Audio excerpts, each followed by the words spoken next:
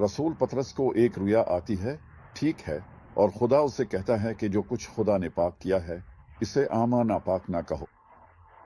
और पतरस ने इस रुया से यह सीखा कि खुदा ने मुझे दिखाया है कि किसी इंसान को आमा नापाक ना कहो। ये एक अच्छी नसीहत है जो सीखनी चाहिए। और यहूदी और गैर यहूदी उनके पास आना, उनके साथ बैठना, ये सब कानूनी परस्ती है, ठीक है। ये कानूनी परस्ती है जिससे तुम्हें बाहर आना होगा। अब पतरस वापस आया और वहां सब यहूदी ईमान वाले मौजूद थे और वो काफी कानूनी परस्त थे। मेरा मतलब है वो इतने कानूनी परस्त थे कि अमाल की किताब के बाब 15 में वो कह रहे हैं, सुनो, जब तक तुम मूसा की शरीयत के मुताबिक खतना न कराओ तुम नजात नहीं पा सकते। वो इतने कानूनी परस्त थे, यसू पर ईमान रखते थे लेकिन कानूनी परस्त थे। हम सब अंधेरे से शीशे के जरिए देखते हैं, कुछ दूसरों के मुकाबले में ज्यादा तारीक देखते हैं,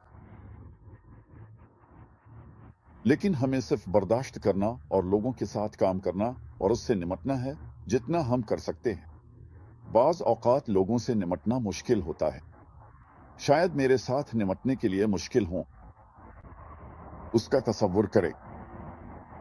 बहरहाल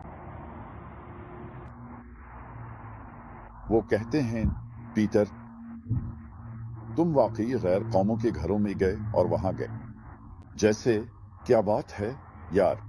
और फिर पीटर ने कहा कि इसने कहानी को दोबारा दोहराया, से मालूम था कि उसे इन सब लोगों का सामना करना पड़ेगा। और वो कहता है, देखो, मुझे ये रुया आई थी, और वो अमाल 10 और 11 को दोहराता है, यानी जो कुछ हुआ था। और वो कहने लगे, यार, खुदा ने गैर कौमों को भी तौबा अता कर दी है। ये लिखा है कि सब ने कहा कि खुदा ने तौबा की है। गैर कौमों को भी वो तौबा अता की गई है जो जिंदगी की तरफ ले जाती है। अब मैं ये कहता हूं, और फिर बाद में गलतुहे 2 में, पीटर, तुम जानते हो वो गलता में है जहां ये सब गैर कौमें हैं और पुलिस भी वहां है, और वो गैर कौमों के साथ नहीं बैठता, वो सिर्फ यहूदियों के साथ बैठता है। और तुम समझ रहे हो मैं क्या कह रहा हूं।